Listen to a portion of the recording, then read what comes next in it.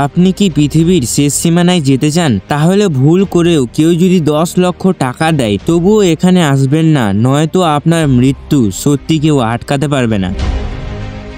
এখন আপনি বলবেন, আরে ভাই এমনটা কেন? তাহলে দেখুন, যদি আপনি এই জায়গায় আসেন তাহলে আপনার শরীরটা মিসমিস করতে শুরু করবে, বমি বমি ভাব হবে। আর যদি নিচের দিকে তাকান তাহলে তো এখন আপনার প্রশ্ন হচ্ছে, তাহলে এই ভয়ঙ্কর জায়গাটা কোথায় আছে? হ্যাঁ, যদি আপনি সেই জায়গায় যেতে চান তাহলে কিন্তু সেই দেশের সরকার আগেই বলে দিয়েছে, আমরা ভাই তোমার কোনো রিস্ক নিব না, মরলেও ভালো বাঁচলেও ভালো। কারণ তারা জানে এই জায়গাটা মাটি থেকে 1982 ফুট উপরে। সামনের এই ঝুলন্ত পাহাড়ে আপনি অনেকগুলো ফাটল দেখতে পারবেন, যার জন্য যে কোনো মুহূর্তে এটা ভেঙে যেতে পারে।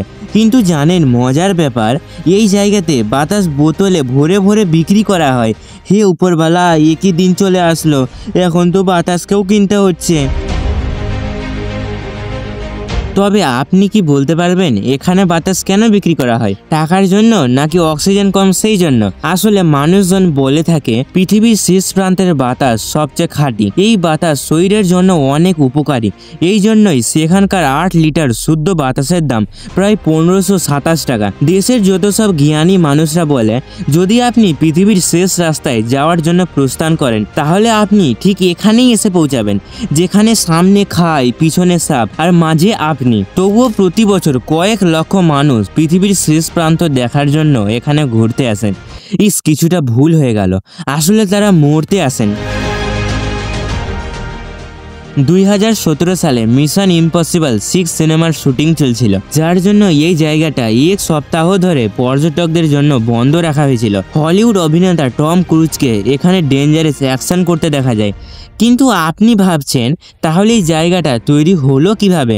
মনে করা হয় প্রায় 10,000 বছর আগে বরফ যুগে এই সুন্দর জায়গাটি তৈরি হয়েছে। কিন্তু 1900 সালে এই জায়গায় পর্যটক ব্যবস্থার উদ্বোধন হয়। আপনার মাথায় এখন বারবার একটা কথা ঘুরপাক খাচ্ছে, তাহলে এই জায়গাটার নামটা কি সেটা তো বল। এই জায়গার নাম হলো ট্রাইকস্টাল্যান্ড। এটাকে সবাই পালপিট রক বলে ডাকে। তবে এটা আপনি বলুন তো, কি এটা কোন দেশে অবস্থিত?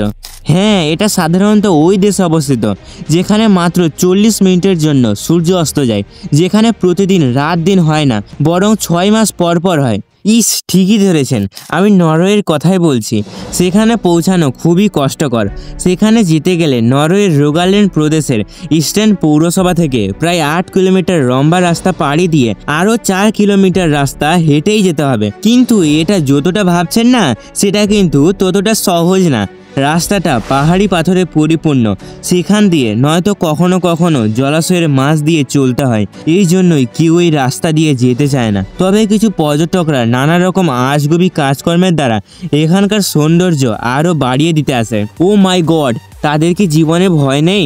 জানেন, তারা এত বিপজ্জনক খেলা, base jumping, wingsuit, rope ওয়ার্কিংয়ের মতো বিভিন্ন ধরনের ডেঞ্জারাস স্ট্যান্ড করে থাকে, যেটাকে শুনলে কেমনি যেন মাথা ঘুরছে। তবে প্রশ্ন হচ্ছে কি এই জায়গাটা এত জনপ্রিয় হলো কি করে? বর্তমান সময়ে একাধিক পপ কালচারের মাধ্যমে এই সুন্দর জায়গাটি পপুলার হয়ে গেছে। কিন্তু দাঁড়ান, এটা মোটেই পৃথিবীর শেষ প্রান্ত হলো না। এখন আপনার রাগ হচ্ছে, তাই তো?